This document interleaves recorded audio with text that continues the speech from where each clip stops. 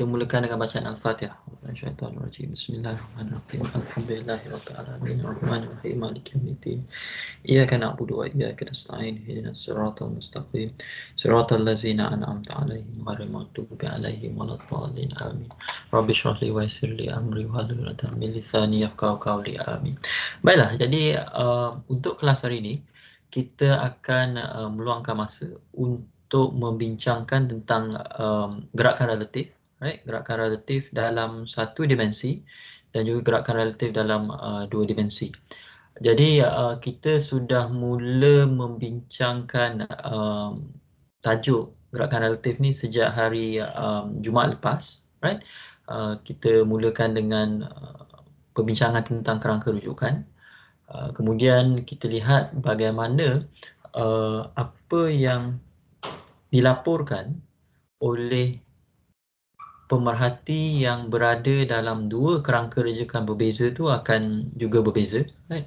Meaning that different people or people who occupy different reference frame will report different things, right?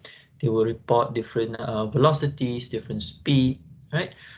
Jadi orang yang pemerhati yang berada dalam dua kerangka rujukan berbeza akan melaporkan laju ataupun sesaran yang berbeza relatif kepada kerangka rujukan masing-masing. Kemudian kita lihat bagaimana sekiranya kita berada dalam satu kerangka rujukan, kita boleh menukarkan apa yang kita ukur dalam kerangka rujukan kita menjadi apa yang diukur dalam satu kerangka rujukan lain sekiranya kita tahu apa hal laju relatif di antara kerangka rujukan yang kedua dan kerangka rujukan yang pertama. Contohnya, kalau kita berada di atas jalan, right, kemudian kita mengukur kelajuan sebuah bas katakan yang sedang bergerak melepasi kita, kita akan mengukur kelajuan bas tu, right? Katakan kita dapat A. Kemudian ada kawan kita yang sedang menunggang basikal, right? Dia pun mengukur kelajuan bas tersebut, B katakan. Jadi sekiranya saya tahu berapa laju kawan saya sedang menunggang basikal relatif pada saya, maka saya boleh gunakan maklumat tersebut untuk menukarkan apa yang saya ukur A itu menjadi B, right? So I can relate what I observe in my reference frame with what my friend observed in his or her reference frame, provided I know how fast my friend is moving relative to me, right? Jadi meskipun kita terperangkap dalam kerangka rujukan masing-masing, tetapi fizik membenarkan kita untuk membayangkan, right? Untuk membayangkan apa rupanya peristiwa tu sekiranya kita berada dalam kerangka rujukan lain, right? Dengan menggunakan formula, right? So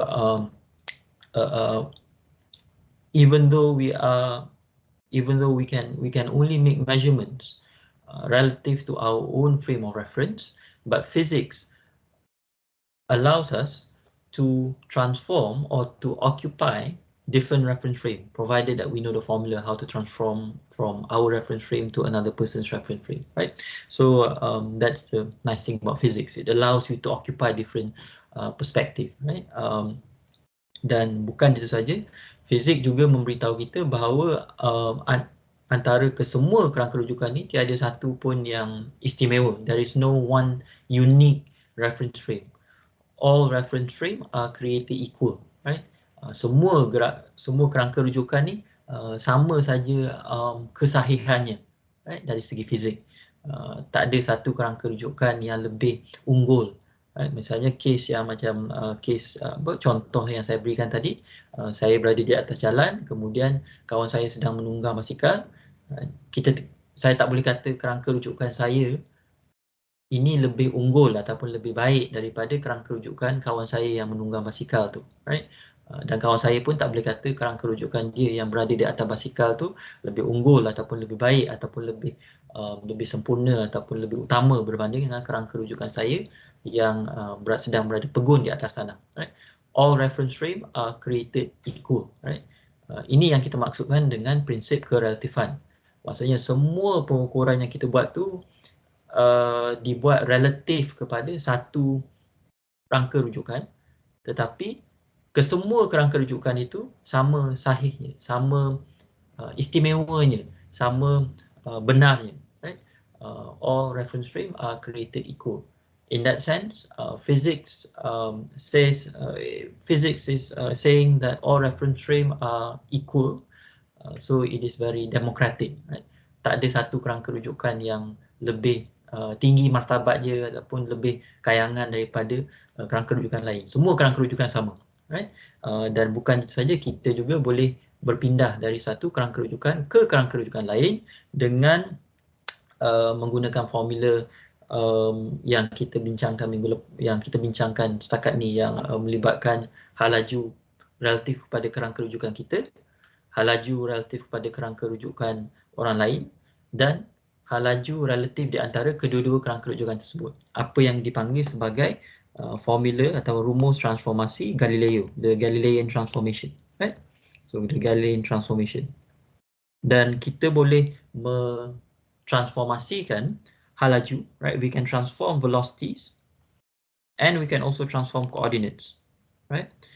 Coordinates meaning x, y, z lah, right? Kedudukan x, y dan z. Manakala hal laju pula, hal laju sepanjang x, hal laju sepanjang y, hal laju sepanjang z, right? Bila kita dah masuk tahun 2 ni, kita kena selesa dengan lebih daripada satu dimensi, right?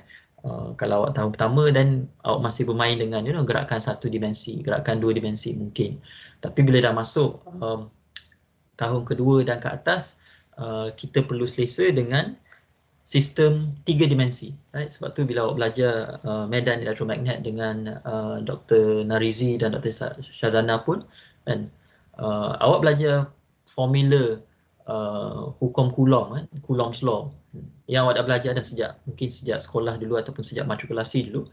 Tetapi apa yang beza dalam medan EM, kan, awak kena menggunakan vektor, kan? Awak kena belajar tentang sistem koordinat linear, sistem the linear coordinates, the Cartesian coordinates, and then the cylindrical coordinates, and then spherical coordinates. Sebab awak kena membiasakan diri untuk menghuraikan suatu sistem secara 3 dimensi.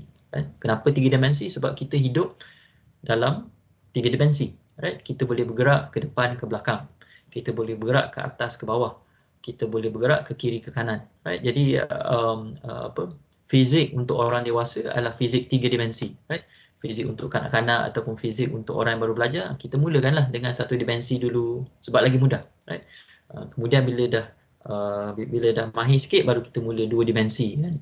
Bila dah mahir lagi, baru kita masuk 3 dimensi. Jadi bila dah yang kedua dan ke atas ni, awak akan banyak berjumpa dengan sistem yang memerlukan awak untuk menggunakan 3 dimensi, right? Therefore you have to be comfortable with the different coordinate systems, right? The Cartesian coordinate system x, y, z, the spherical coordinate system r, theta and phi, and then the cylindrical coordinate system, right? R and then phi, and then and then the azimuth ni tu, right? Dan awak perlu tahu macam mana nak menukar daripada satu sistem koordinat ke sistem koordinat lain, right? Itu awak perlu mahir lah, itu semacam kemahiran asas, right? Maksudnya awak perlu tahu benda tu supaya awak boleh menjawab soalan medan EM, right? Dan saya rasa awak dah belajar tentang sistem koordinat berbeza tu dengan Dr. Anwar dalam fizik matematik, sebab semua ini adalah alat-alat matematik yang awak perlu kuasai supaya awak boleh belajar medan EM atau belajar fizik kuantum nanti, right? Sama lah juga macam bila kita belajar tentang gerakan relatif ni, saya mengandaikan yang awak dah tahu macam mana nak menambah vektor, macam mana nak meleraikan vektor, right?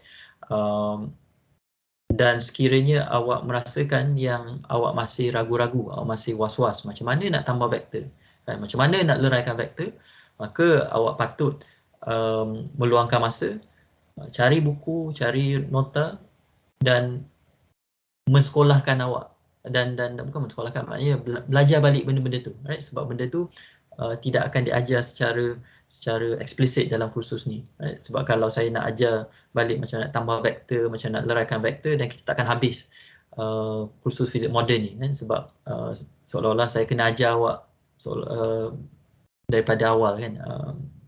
So bila kita cakap tentang gerakan relatif ni, kita mulakan dengan gerakan relatif dalam satu dimensi, right? Jadi kalau dilihat di sini, when two frames of reference, let me just make it saja. When two frames of reference A dan B, dan dalam kes ni, dan bila kita cakap tentang gerakan relatif ni, kita sentiasa bercakap tentang lebih daripada satu kerangka rujukan. It's always more than one reference frame, right? Sebab kalau kita bercakap tentang satu saja kerangka rujukan, dan mudahlah, right? Itu yang kita buat selama ni pun, kan? Bila kita belajar mekanik dengan Dr. Zalita, bila awak belajar mekanik klasik dengan Dr. Yap, awak mengandaikan cuma ada satu saja kerangka rujukan, yakni kerangka rujukan awak, kan? Dan semua pengukuran tu dibuat relatif kepada awak. Tapi bila masuk fizik moden, kan, kita memperkenalkan satu lagi kerangka rujukan, right? So ada kerangka rujukan awak dan kerangka rujukan orang lain, dan kita nak tahu macam mana kita nak mengaitkan apa yang orang lain tu ukur dalam kerangka rujukan dia dengan apa yang ukur dalam kerangka rujukan awak, right? So when two reference frame are moving relative to each other, right, dan dua kerangka rujukan ni bergerak relatif dia antara satu sama lain dengan halaju yang seragam. Maksudnya kalau contoh saya di atas tanah, kemudian kawan saya menunggang basikal. Sekiranya kawan saya menunggang basikal dengan halaju yang seragam, maka kita boleh menukarkan, then we can do this Galilean transformation, right? Jadi dalam physics modern, we are dealing with two reference frame that are moving at constant velocity relative to each other, right? Kita dalam kursus ni kita tak membincangkan apa akan jadi kalau salah satu kerangka rujukan tu memecut, right? We are not dealing with accelerating frames, sebab kalau kita nak masuk tu, dan itu dia akan jadi lagi rumit lah kalau kerangka rujukan dia memecut. Jadi kita mulakan dengan kes yang paling mudah dulu, dua kerangka rujukan, dan dua kerangka rujukan tu bergerak dengan halaju seragam relatif pada satu sama lain. Dan kedua-dua orang ni, A dan B, kedua-dua kerangka rujukan ni, A dan B, dia mengukur satu benda lain. Dalam kes ni dia mengukur halaju zarah P. Jadi kalau lihat di sini, right, ini adalah halaju zarah P relatif kepada A dalam kerangka rujukan A, manakala ini pula adalah halaju P dalam kerangka rujukan B.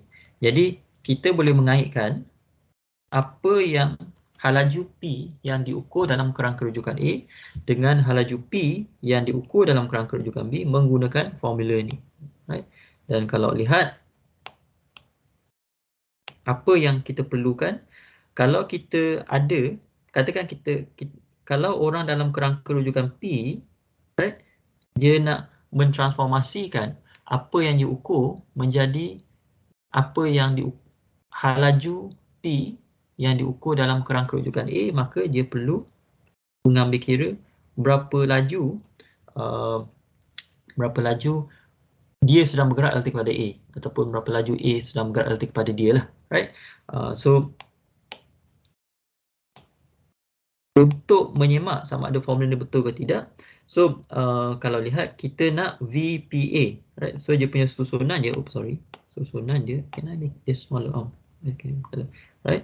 VPA, so P kat sini dan P di sini, kemudian A di sini dan A di sini, right? Jadi kalau awak nak bina persamaan ni kan, awak nak VPA, jadi awak kena susun supaya P tu, right, awak kena mulakan dengan VPB. Kenapa? Sebab kita nak halaju P, right?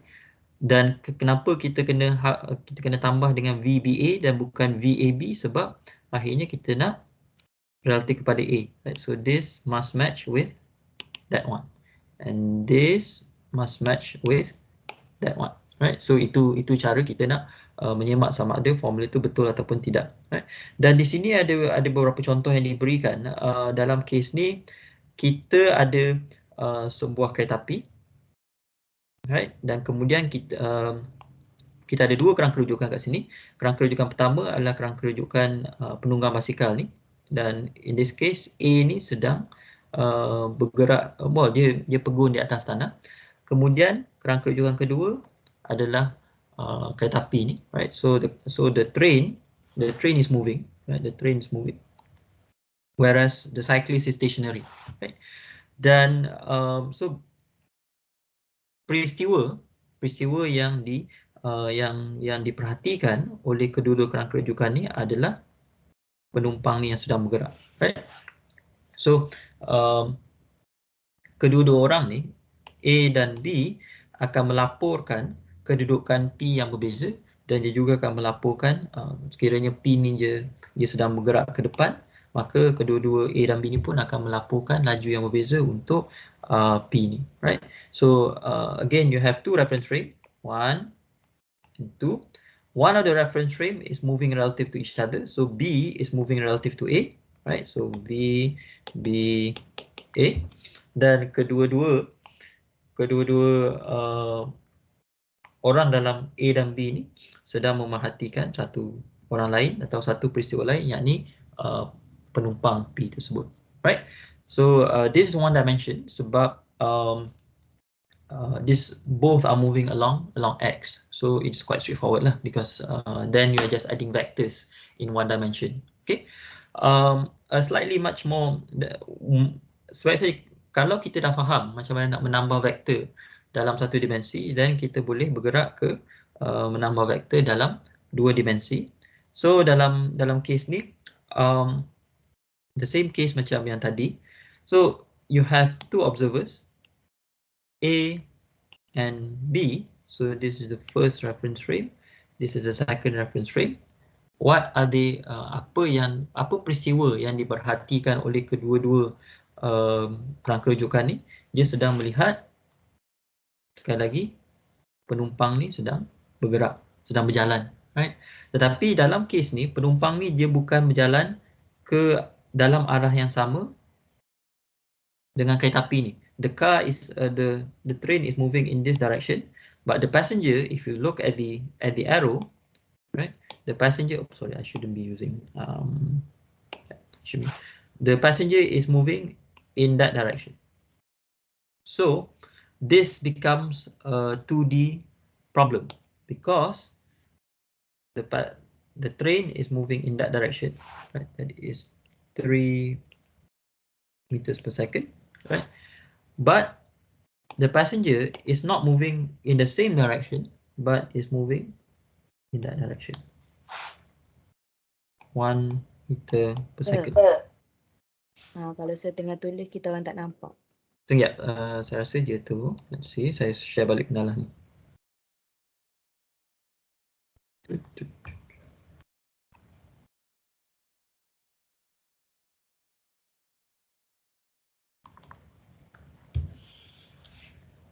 Okay, so yeah, so in this case, it is a 2D situation because the passenger is moving not in the same direction, but is moving in this direction relative to the train.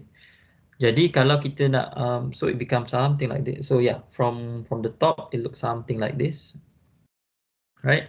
You have the train moving in that direction. Oh, sorry, it's much wider in that direction, but then the passenger is moving in that direction relative to the train, right? Jadi ini ditunjukkan dalam rajah vektor ni. I think this is quite clear. So this is the velocity of the passenger relative to the car, and this is the velocity of the car, as in the train tu, relative to the ground. So let me just write this down sebab mungkin kurang tak tahu. So this bit here is the I should be using this. This is the velocity of passenger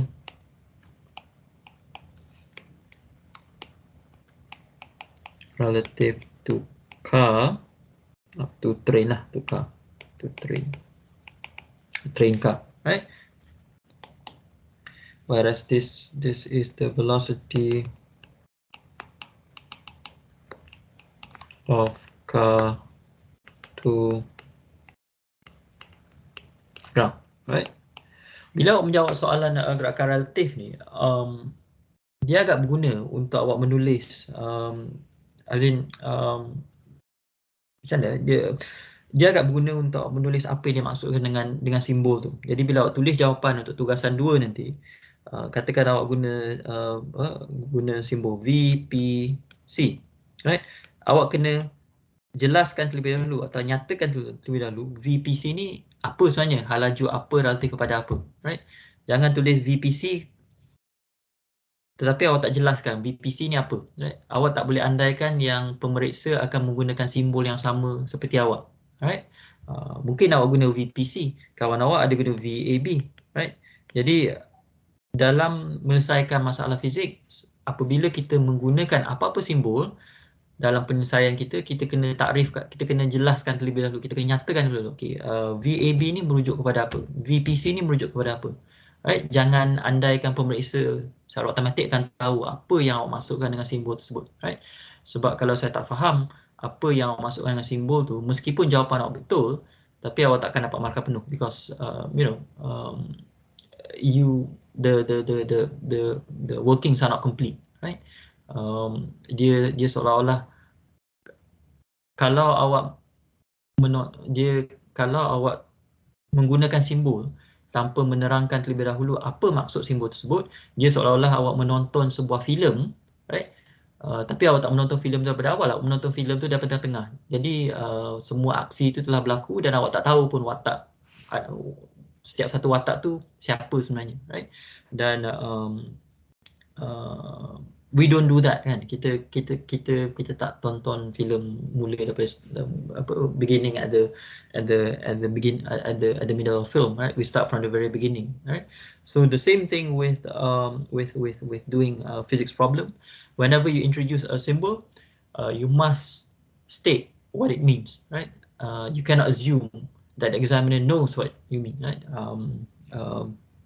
Sebab saya pun tak tahu apa yang bermain dalam kepala awak.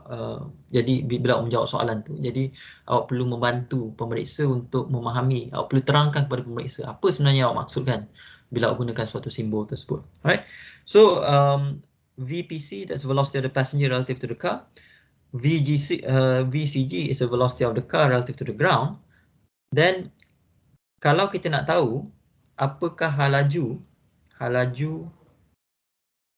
penumpang ni relatif pada tanah, right? So this is the velocity of passenger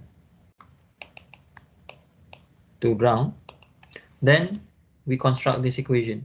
Then if you look at this equation, it has the same form as the equation that I showed previously.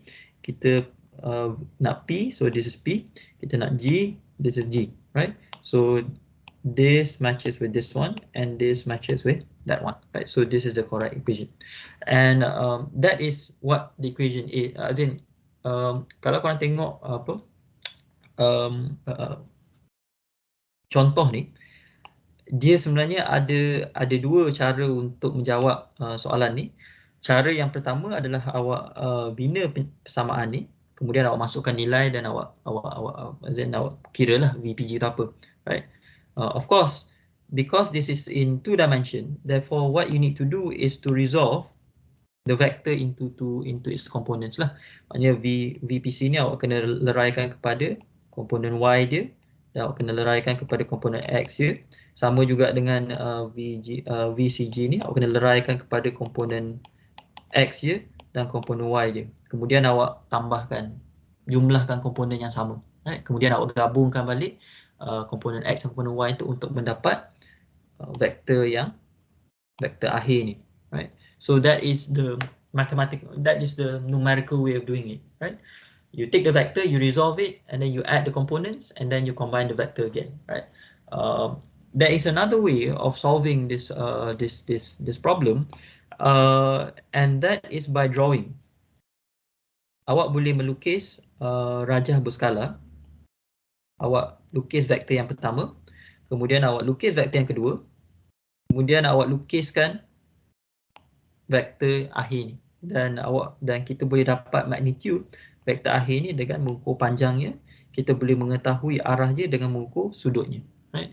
So two ways of answering this problem. Either you can draw, or you can or you can add or calculate lah. This one is calculate. Right? So ini yang saya maksudkan minggu lepas bila ataupun sebelum ni bila saya kata semakin kita mendalami fizik, kita akan sedar bahawa sesetengah soalan tu dia ada banyak cara untuk kita selesaikannya. Right? There are many ways of solving the same problem, and which method you use, cara mana yang awak gunakan tu bergantung kepada keselesaan awak, bergantung kepada kemahiran awak lah. Kalau awak jenis yang selesa untuk mengira dan meleraikan vektor, lepas tu tambah vektor, kemudian menggunakan kalkulator semua tu, then gunalah cara yang pertama. Right? Tapi sekiranya awak tak mahir dalam mengira, kan, dan pilihlah cara yang kedua. Right? So which method you use, it's really up to you. Right? It is your choice. Right? Depending on which method you are comfortable with. Okay. Dan kalau awak tak tahu guna cara, kalau awak tak mahir dengan dua-dua, sama ada nak mengira pun awak tak mahir, melukis pun tak mahir, well, mungkin fizik bukan untuk awak, aku rasa. Alright, sebab yalah, bila kita dah memilih untuk belajar fizik, kan, selama 2 tahun, sekurang-kurangnya kita kena akur dengan beberapa perkaranya lah. Maknanya you must be either good in either doing calculations or doing a drawing, right? It cannot be the case that you dislike both, right? If you dislike both, then perhaps physics is not for you, right? And you should find something, some other subject to study, right? So ini berkenaan dengan gerakan dua dimensi, gerakan relatif dalam dua dimensi. This is just to let's look at, okay, I think I want to look at the boat problem, right? This one is, okay, never mind. Should we go? Okay, now we look at this, right? Kita lihat soalan nombor 1 dan nombor 2. Well, actually kita lihat soalan nombor 1 dan 2 dulu lah, kemudian baru kita pergi ke nombor 3. Untuk soalan nombor 1, right? Kita diminta untuk melukiskan apakah vektor C. Vektor C adalah hasil tambah vektor A dan vektor B. Dan kita diberitahu kat sini macam mana nak menjawab ni. When two vectors A and B are an angle to each other, they add to produce the resultant C by the parallelogram rule. Parallelogram adalah segi 4 selari, right? Dan ditunjukkan contoh macam mana nak menggunakan peraturan segi 4 selari ini untuk mendapatkan vektor tambahan. So C adalah hasil tambah A dan B, right? C adalah hasil tambah A dan B, right? So the way you do this is, so let's look at the third problem here, right? Untuk C ni, kita nak dapatkan vektor C. So apa yang kita bayangkan? So kita mulakan dengan vektor A, kita lukis vektor A, dia naik ke atas macam tu, right? Kemudian untuk vektor B, right? Vektor B,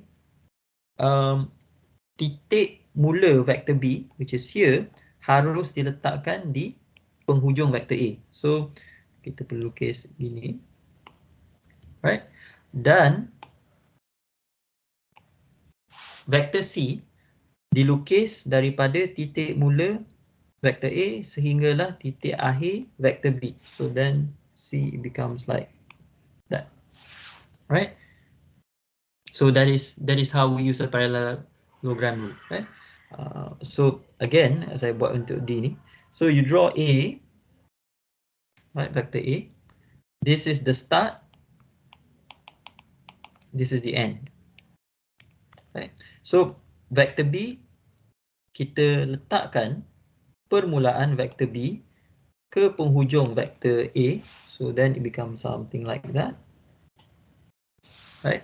Dan vector C dilukis daripada titik mula vektor A sehingga titik akhir penghujung vektor B, iaitu yang sini.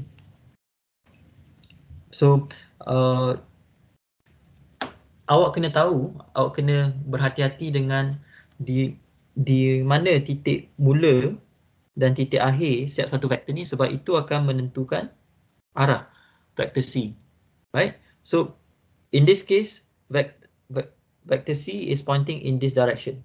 Right? Katakanlah awak lukis vektor C arahnya ke arah situ, then that is wrong. Right? Because vector C, the resultant vector is always from the beginning of the first vector to the end of the second vector, right? It's not from the end of the second vector to the beginning of the first vector, right? So meskipun benda ni nampak macam agak asas kan, macam awak kata, kenapa saya nak ajar benda yang macam asas kan, tapi sebab ada setengah pelajar dia mungkin dia akan dapat arah yang dia akan dapat vektor C yang betul, right? Tetapi bila kita tanya arah dia patutnya ke situ ataupun ke sini, dan dia tak boleh jawab, right? Sedangkan by right, you know, that is quite straightforward, right? So I am starting with something very basic so that yeah, maybe most of you know this already, tapi mungkin ada di kalangan awak yang tidak tahu benda-benda ni kan. So kita sebab tu saya terangkan benda, tapi saya terangkan secara ringkas lah, right? Okay, so kita boleh menggunakan kaedah parallelogram tu untuk menjawab soalan yang kedua ni. First thing you should notice is that before you start to draw the resultant vector, you should ask yourself, vektor yang dilukis ni vektor apa sebenarnya, right? Dia vektor untuk laju ke, vektor untuk sasaran ke, vektor untuk daya ke, right? You should ask yourself that first, right? That will be important to answer question 3, right? In this case, kita dah diberitahu dalam soalan ni, in which case use the parallelogram to show the resultant speed and direction. So each of these vectors, satu vektor ni, ini adalah vektor yang menunjukkan kelajuan.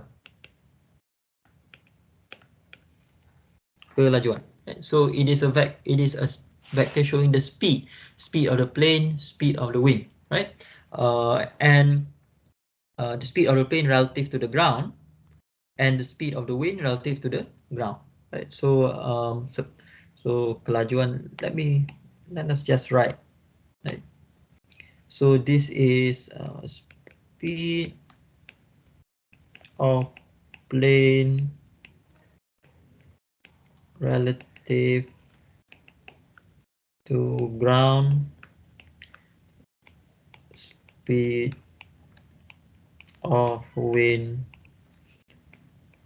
relative to ground, right? So bila kita menjawab soalan fizik ni sebegini, dan bila kita diberi rajah, tak ada masalah kalau awak nak melabel rajah tersebut, right? You want to annotate ataupun awak nak conteng rajah tersebut, right? Sebab macam saya sebutkan pada hari Rabu, bila awak melukis rajah ataupun bila awak melabel rajah yang diberikan, itu memberitahu kepada pemeriksa tentang kefahaman awak terhadap soalan tersebut, right? Kalau awak just bagi jawapan saja, dan kalau jawapan awak salah, pemeriksa tak tahu awak salah jawab tu sebab awak memang salah faham soalan tu ke, ataupun awak cuai ke, ataupun sebab awak tiru jawapan tu daripada kawan awak, right? So but then if you were to draw a diagram or label the diagram that's given to you, then at least the examiner knows, oh, pelajar ni dia salah jawab sebab dia cuai. Then mungkin kita boleh memberikan sedikit markah untuk pelajar tersebut, kan? Ataupun kita tahu, oh, kalau pelajar ni dia jawab salah sebab dia salah salin jawapan daripada kawan dia. Dan dalam kes tu kita tak boleh markah lah, right? So once we know that these are vectors indicating the speed of the plane and the wind, then we can start drawing the resultant vector lah, right? Use the parallelogram rule, right, to show the resulting speed and direction of the travel for each case, right? So kita buat tu dulu. So so we start off with the speed of the plane is in that direction, and then the second vector is the wind. So kita kena letakkan titik mula untuk vektor angin ni ke titik akhir, ke penghujung vektor untuk kapal terbang ni. So it becomes like that, right? And then the resultant vector is like that, right? Then for the next one, let me just draw this. So I think it runs out of battery untuk saya punya tu. So I have to charge my battery. Oops, sorry. Here too. Let's see. I think I have to share my screen again. Yeah.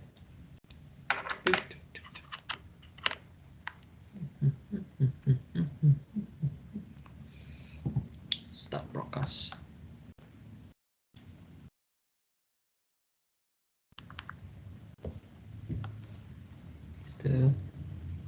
Let's see, is my mana dia punya notification untuk tu? Anyway, never mind. Okay, tak ada tu. Okay, good. Okay, so untuk yang kedua ni pula, sekali lagi kita ini vektor pertama, right? Kemudian vektor yang sekali lagi kita kena letakkan permulaan vektor kedua dengan penghujung vektor pertama, so then it becomes like that, right? And then the resultant vector becomes like that, right? So the next one, the first vector is like this. Then the second vector, kita kena letakkan permulaan vektor yang kedua ke penghujung vektor yang pertama. So it becomes something like that. And then the vector is like that. Okay. Finally, the last question. The first vector is like this. Dan kita kena letakkan permulaan vektor kedua dengan penghujung vektor yang pertama, so it becomes like that. Then the resultant vector is something like that, right? So what you can see is that untuk setiap satu case ni, kapal terbang tu akan diasak ataupun akan ditiup ke arah yang berlainan. Bukan saja ke arah yang berlainan, tapi lajunya pun akan berbeza-beza, right? Dan dari satu segi, this is ini bukan sesuatu yang mengejutkan, right?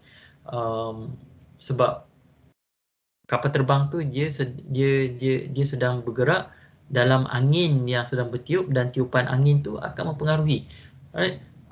Hal laju, arah dan kelajuan kapal terbang tersebut, right? This is not something surprising, right? Kita pun alami benda ni setiap hari bila kita berlari ke arah angin ataupun bila kita berlari membelakangi angin, right? So kita dah dapat hal laju akhir untuk setiap satu case A, B, C, D ni. Kemudian kita baca bahagian soalan seterusnya. In which case does the aeroplane travel fastest across the ground, slowest, right? So for fastest, then kita kena cari di antara semua vektor-vektor warna merah ni, mana satu yang paling panjang, right? Kenapa? Sebab ingat balik, vektor-vektor ini mewakili hal laju, right? Jadi kepanjangan vektor tu akan memberitahu kita tentang kelajuan kapal terbang tersebut, right? So the fastest is either between B and D. You have to do the measurement, right? Awak boleh ambil pembaris, lepas tu ukur je berapa panjang vektor warna merah tu, right? Whereas the slowest, I think it should be C, because at least just based on the visual inspection, nampak macam C tu yang paling dia punya vektor yang warna merah ni dia paling pendek, right? So dan sebenarnya tanpa melukis vektor tu pun kita boleh menjangka, kita boleh meneka yang case C ni yang akan paling perlahan. Kenapa? Sebab kalau korang tengok vektor untuk angin ni, hanya case C saja yang ada komponen hal laju angin ke belakang, Right? Untuk kes A, B dan D, semua komponen anginnya ke depan. Right? Ke arah yang sama dengan arah gerakan kapal terbang tersebut. Right? Kecuali untuk A, dia tak ada langsung lah. Right? Tapi untuk B dan D, ada komponen angin ke depan yang arah yang sama dengan arah gerakan kapal terbang tu. Jadi dari situ kita tahu, oh, untuk kes B dan D, kapal terbang tu mesti akan menjadi lebih laju ke depan. Right? Because ia dibantu oleh tiupan angin ke yang sama arah dengannya. Tetapi untuk kes C, tiupan angin tu melawani arah gerakan kapal terbang tu. Right? Jadi itu akan memperlahankan sedikit kapal terbang tu. Right? So even, I mean, you don't even tanpa melukis vektor-vektor ni pun, right, sebelum awak menjawab pun awak boleh agak yang C ni mesti yang paling perlahan. Right? C ni mesti yang paling perlahan. Sebab ada komponen laju angin, right, yang melawan arah gerakan kapal terbang. Right? This is an example of kan saya sebut pada hari Rabu ataupun Rabu lepas ataupun Rabu baru-baru ni, bila kita nak menjawab soalan fizik, right, kita jangan terus terjah guna formula tanpa memahami terlebih dahulu apa soalan tu nak, right? Sebab macam soalan nombor 2 ni, right? Seeloknya sebelum awak melukis vektor tu, awak patut tanya diri awak terlebih dahulu, right? Di antara A, B, C dan D ni, mana satu yang akan paling perlahan, right? Dan awak boleh membuat tekaan itu tanpa perlu melakukan apa-apa pengiraan, tanpa perlu melukis vektor yang akhir tu pun, right? Awak boleh menggunakan akal fikiran awak untuk membuat tekaan itu, right?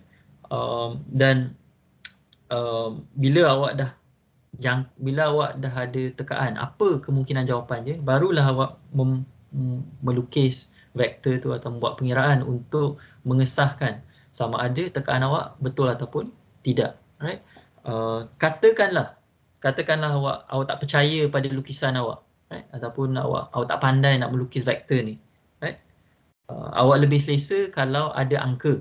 Right? Kalau ada angka, then tak ada masalah pun. Awak boleh saja meletakkan angka dalam setiap satu kes ni. Katakan kapal terbang tu bergerak dengan 50 meter saat. Kemudian hal laju angin tu 10 meter saat. Kan?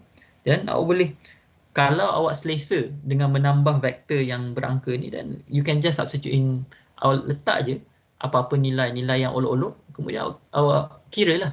Right? Sebab kalau lihat panjang setiap satu vektor ni sama. Right? Ni pun 50 juga, ni pun 10 juga, 50, 10, 50, 10. Apa yang berbeza hanyalah sudut ini, right? Apa yang berbeza hanyalah sudut ini. Right? Dan itu pun kalau nak, awak boleh letak sudut yang olok-olok saja, kan? Semata. Maksud saya, kalau awak jenis orang yang lebih selesa dengan nombor berbanding dengan konsep, berbanding dengan melukis, dan masukkan nombor dan buat pengiraan itu untuk meyakinkan diri awak sendiri, right? Betul ataupun tidak jawapan awak, right? Dan kesemua teknik-teknik yang saya beritahu ni sebenarnya awak boleh gunakan untuk mendapatkan jawapan bagi soalan nombor 3, right? Before drawing, right? Before drawing the resultant vector for each of these cases, you should analyze the problem first. First, you should ask yourself, vektor yang ini ni adalah vektor apa sebenarnya, right? So labelkan dulu yang vektor yang di bawah ni. This is the velocity of river, kan? Ia adalah kelajuan arah aliran sungai, right? So this is the velocity of river relative to ground.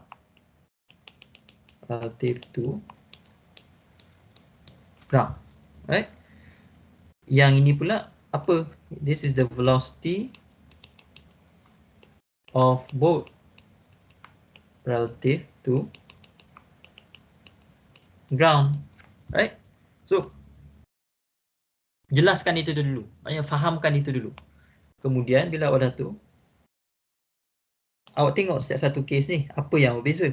Dalam kes A, right, dalam kes A ada komponen halaju boat ni yang yang berlawanan, ya, yang berlawanan dengan komponen aliran sungai, right?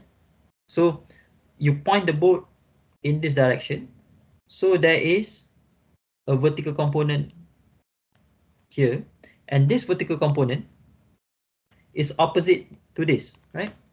Jadi daripada sini awak boleh awak boleh teka, well, kalau ada komponen yang menegak yang ke atas, kemudian ada juga komponen yang menegak tapi ke bawah, kalau magnitude vektor yang ini sama dengan magnitude vektor ni, maka kedua-duanya akan saling membatalkan satu sama lain, right? So awak boleh teka yang halaju akhir untuk boat ni tak akan ada komponen menegak, right? Cuma akan ada komponen yang melintang saja. So you can guess that the resultant vector for this for A will be somewhere with something like that, right? It only has a horizontal component. It doesn't have a vertical component, right? Manakala untuk ini untuk case B, right? Untuk case B, right? Untuk case B, boat tu cuma ada komponen yang melintang, right? Tetapi pada masa yang kalau sungai ni tidak mengalir dan boat ni memang akan bergerak ke depan macam tu sajalah, right? Tetapi boat ni juga ditolak ke arah bawah. Jadi untuk setiap kali dia bergerak ke depan, dia akan ditolak ke bawah. Setiap kali dia bergerak ke depan, dia akan bertolak ke bawah lagi. Dia akan bergerak. So lama kelamaan boat tu akan bergerak ke arah sini, right? Dia tak akan tiba betul-betul di seberang yang bertentangan, tapi dia akan tiba ke bawah daripada titik seberang itu, right? Meaning, apa maksud dia? Katakanlah ada jeti kat sini, right? Boat tu dia nak sampai ke jeti ni, right? Kalau boat tu dia bergerak straight macam ni, dia tak akan sampai di jeti di sini. Dia akan sampai somewhere dia akan tiba di bawah ni, right? Kalau dia nak sampai ke jeti kat sini, right, ke jeti ni, maka boat tu perlu dihalakan ke atas, right, supaya komponen menegak boat ini akan membatalkan komponen menegak halaju aliran sungai, right? So you will reach, so eventually the boat will reach the opposite shore, right? So this is the opposite shore, right? Opposite shore. Okay. Untuk case C pula, untuk case C, sekali lagi, case C ni sama macam case B dan case D dalam soalan nombor 2. Kalau korang tengok, sungai tu je mengalir ke bawah, right? Dan sekiranya boat tu dihalakan ke bawah, maka akan ada komponen halaju boat tu yang sama dengan komponen halaju, komponen menegak dengan arah aliran sungai, right? Sungai tu bergerak mengalir pada atas ke bawah. Lepas tu boat tu pun ada komponen halaju ke bawah juga. Jadi itu memberitahu kita yang dalam case C ni, boat tu akan menjadi semakin laju sebab dia bergerak sama arah dengan ada komponen laju boat tu yang sama arah dengan arah aliran sungai. Okay, so and then kita boleh meneka yang case C ni, boat untuk case C ni akan paling laju berbanding dengan case untuk A dan case B, right? Jadi sebelum kita menjawab soalan tu, hanya dengan menganalisis soalan tu kita dah boleh jangka apa yang kita akan dapat untuk A, untuk B, untuk C, right? Bila kita dah jelas apa yang kita akan dapat untuk A, case B dan case C, then kita boleh barulah kita tengok soalan apa yang diminta kan, which boat takes the shortest path to the opposite shore, which boat reaches the opposite shore first, which boat provides the fastest ride, right? Dan untuk menjawab ketiga soalan ni, dan awak perlukan dua perkara. Satu, awak perlukan konsep fiziknya, maknanya awak kena tahu yang laju adalah nisbah jarak per masa. Right? Kalau katakan katakan jarak yang perlu lalui itu adalah jarak yang paling pendek, right? Dia tak semestinya jarak paling pendek tu akan mengambil masa yang paling singkat, kan? Sebab jarak tu boleh jadi pendek, tetapi kalau boat tu perlahan, then dia akan ambil masa yang lama jugalah, right? Kalaupun jarak tu panjang, jarak tu paling jauh sekali, tetapi boat tu paling laju, dan dia akan tiba dalam masa yang paling singkat, right? So untuk menjawab A dan B dan C ni, awak kena sentiasa ingat yang laju adalah nisbah di antara jarak dan masa, right? Itu perkara yang pertama. Perkara yang kedua yang awak kena ada untuk menjawab soalan ketiga ni, awak perlu memiliki penguasaan bahasa Inggeris yang bagus supaya awak boleh mentafsir apa sebenarnya soalan tu nak, right? Which boat takes the shortest path? Shortest path meaning paling pendek, kan? Jarak paling pendek. Jarak paling pendek. Maknanya awak mesti tahu, oh, shortest path ni has something to do with the distance, right? With the distance. With the distance. And then dia kata shortest path, shortest distance. Jadi awak kena fikir, apa jarak yang paling dekat antara dua titik, kan? Dan kalau awak ingat apa yang awak belajar dalam teknik matematik 1 dan 2, kan, kalau kita ada dua titik, jarak yang paling dekat antara dua titik adalah garis lurus, kan? If you have 2 points, right? 2 point, jarak yang paling dekat antara dua titik itu adalah garis lurus, kan? Jadi sebenarnya so untuk A ni, dia nak tanya antara boat A, B dan C, boat mana satu yang akan bergerak dalam garis lurus. Itu yang dia nak sebenarnya, right? To the opposite shore. To the opposite shore meaning that if the boat starts here, then the opposite shore is here, right? Maknanya boat mana satukah yang akan bergerak dalam garis lurus daripada tebing ni ke tebing yang betul-betul bertentangan dengan tebing yang kita mulakan tu, right? So this is what it means by opposite shore. Jadi kalau korang tengok, sebenarnya soalan A ni dia dah bagi banyak clue sebenarnya. Dia dah bagi banyak clue. Take the shortest path, opposite shore, kan? Kalau saya jadi pemeriksa, saya takkan bagi tahu pun opposite shore ni. Right? Saya akan kata which boat takes the shortest path, right? And the student, and you should know, the shortest path is a straight line, right? Tapi kalau awak tak tahu apa yang dimaksudkan dengan shortest path, kalau awak tak indahkan the opposite shore, kalau awak tak ingat yang jarak antara dua titik yang paling dekat adalah garis lurus, dan soalan A yang mudah ni pun akan jadi sesuatu yang rumit untuk awak. Tapi itu bukan masalah soalan. Itu masalah awak yang gagal memahami dan memanfaatkan kesemua maklumat yang dibekalkan dalam soalan itu. Sama ada awak tak faham konsep fizik, hal laju adalah jarak per masa, ataupun bahasa Inggeris awak tak bagus. Your English is not good enough to interpret the question, right? Masalah dengan apa yang saya dapati, pelajar fizik lah, sebenarnya pelajar fizik, tak kisahlah tahun 1, tahun 2, tahun 3, tahun 4, kadang-kala bila pensyarah beri arahan dalam bahasa Inggeris, awak kata awak tak faham. Bila beri arahan dalam bahasa Melayu pun awak tak faham juga.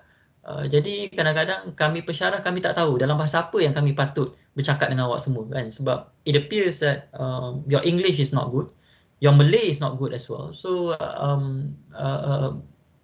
and that's a problem of language, I think. Dan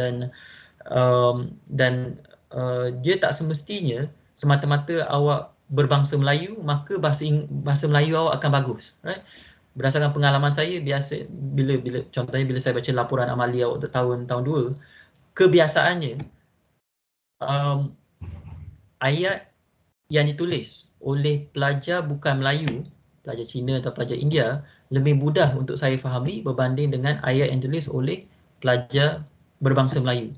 It appears that Malay students write poorly compared to non-Malay students. I'm not sure why, but yeah, sebab I think most of you are writing your laporan amali awak. Jadi awak patut semak komen yang diberikan oleh Dr. Bayah tentang ayat-ayat yang awak tulis tu. Right? Jadi untuk soalan nombor 3 ni, dia bukan saja memerlukan awak faham konsep fizik, tapi awak juga perlu tahu mentafsir kehendak soalan tu. Apa yang soalan tu nak. Right? So untuk soalan B pula, which boat reaches the opposite shore first? Reaches the opposite shore first. Boat yang mana satu kah yang akan paling awal tiba ke opposite shore, to the opposite shore. Bukannya sampai ke sini, bukannya sampai, maknanya boat mana satu kah yang akan tiba betul-betul di to the opposite shore first, right? Because you can have a case, sebab kita boleh ada boat yang tiba ke tebing seberangan ni, tapi dia tak tiba di sini, dia tiba di bawah ni, right? So kita bukan nak boat yang ni, kita nak boat yang akan tiba di tebing yang bertentangan ni terlebih dahulu, right? The first boat that reaches, because you can have two boats, right? That is traveling, one here and one here, right? Of course, this boat might reach the shore first, right? But this shore is not the opposite shore. The question wants the opposite shore, right? So again, untuk soalan B ni, clue-nya dah ada dalam soalan tu, right? Cumanya kalau awak tak pandai mentafsir clue tersebut, kan, awak tak faham apa soalan tu nak, dan memang awak akan rasa A, B, C ni macam dia minta benda yang sama je, sedangkan tidak. Sedangkan A, B dan C dia meminta benda yang berbeza. Kalau awak merasakan A, B dan C tu meminta benda yang sama, artinya awak masih belum mahir mentafsir soalan, right?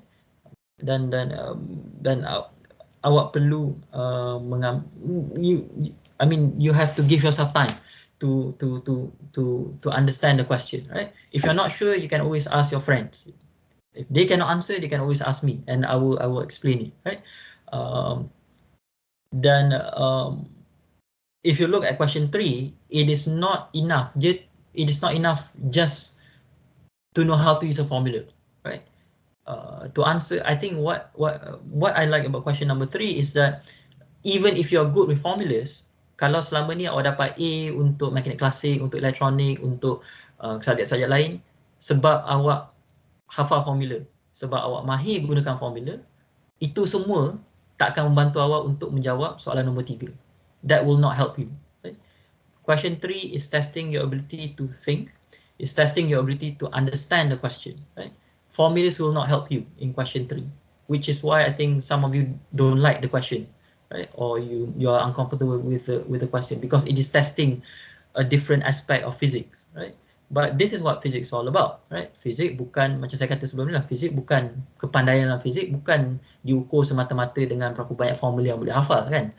Robot pun boleh hafal lagi banyak formula dari awak, kan? Dan kita di fizik, program fizik bukan nak melahirkan robot, kan? Kita nak melahirkan orang yang boleh, pelajar yang boleh berfikir, right? Jadi awak kena membuktikan yang awak lebih hebat daripada robot lah sebenarnya, right? So itu untuk yang B. Kemudian untuk C, which boat provides the fastest ride? Right? Boat yang mana satu kah akan menyeberangi sungai ni, tak kisahlah dia tiba di opposite shore ke ataupun tak tiba ke opposite shore, boat yang mana satu kah yang akan paling cepat menyeberangi sungai ni, akan paling cepat sampai di tebing yang sebelah satu lagi, right? It doesn't matter whether it's opposite shore or not opposite shore, right? So I think if you understand the question, it should be quite clear, right? What should the answer be for A? What should the answer be for B? What should the answer be for C, right? And you should spend time thinking about it, right? Even though question, yalah, soalan 3 ni bukannya saya nilai awak pun, mungkin awak semua lagi sibuk nak menyiapkan tugas, menjawab soalan dalam tugasan 2, tetapi kalau awak untuk menjawab soalan-soalan dalam tugasan 2 dengan baik, awak perlu memahami terlebih dahulu soalan 2 dan soalan 3 di sini. Sebab tu saya berikan kedua-dua soalan 2 dan 3 ni, right? Sebab ini adalah latihan untuk awak menjawab soalan dalam tugasan 2 nanti. Right? Jadi dah pukul 12 suku. Saya rasa kita berhenti di sini. Dan minggu depan kita akan membincangkan lagi tentang gerakan relatif ni. Kita akan bincangkan tentang bot dan juga kapal terbang dan angin, bot dan sungai lagi pada minggu depan. Tetapi kita akan membincangkan itu dalam konteks macam mana apa yang kita lakukan hari ini, apa yang kita buat hari ini, right? Apa yang kita buat hari ini boleh digunakan untuk mengukur kelajuan sama ada angin ataupun kelajuan air yang mengalir itu. Kenapa? Kalau korang tengok kan dalam kes yang dalam soalan yang ketiga ni, right? Kalau kita lihat kes C ni, right? Kelajuan ataupun halaju akhir bot ni akan bergantung kepada kelajuan aliran sungai itu, right? Maksudnya katakan kita ataupun kes B lah katakan. Kes B disebabkan oleh aliran sungai itu, maka bot tu dia akan bergerak ke arah sini, right? Semakin laju sekiranya kelajuan sungai ni ditambah, right? Maka bot tu akan bergerak lebih laju lah, right? Kalau dia lagi laju lagi, maka dia akan bergerak dengan lebih laju, right? What this means is that kalau kita boleh ukur berapa banyak bot ni tersesar daripada opposite shores ni, if we can measure this distance, we can use this information to determine how fast is the river flowing, right? Kalau kita tahu jarak ni, D ni, maka kita boleh kaitkan jarak ni dengan halaju aliran sungai. Dan kita boleh teka semakin kalau aliran sungai itu semakin laju, maka nilai D ni akan menjadi semakin besar, right? Jadi kita akan lihat bagaimana kita boleh menggunakan kaedah ini untuk menentukan kelajuan gelombang, tak kira lah gelombang air ke, angin ke, ataupun gelombang cahaya sendiri, right? Dan kita akan lihat tu pada minggu hadapan hari Isnin, right? So kita berhenti di sini. Sekiranya siapa ada soalan, awak boleh tanyakan kepada saya dalam grup Telegram tu. Saya juga ada pesanan daripada Dr. Bayah. Saya rasa Dr. Bayah dia minta saya untuk memaklumkan kepada semua yang ada beberapa orang pelajar yang belum menghantar draft pertama untuk laporan amali 1, dan beliau saya rasa tarikh tutup untuk menghantar draft tu telah pun tamat. Tapi sekiranya awak dah ada draft tu dan awak nak Dr. Bayah semak, awak boleh menghubungi beliau secara peribadi, right? You can contact her personally, right? So I think it is good for you to send in the first draft so that you don't lose so many marks when it's marked, apabila laporan amali awak disemak nanti, right? Jadi saya berhenti di sini. Selamat berpuasa kepada mereka yang puasa, dan selamat menunaikan solat Jumaat sekali lagi, dan kita jumpa pada minggu hadapan insyaAllah, right? So selamat tengah hari dan Assalamualaikum. Thank you, sir. Thank you, sir.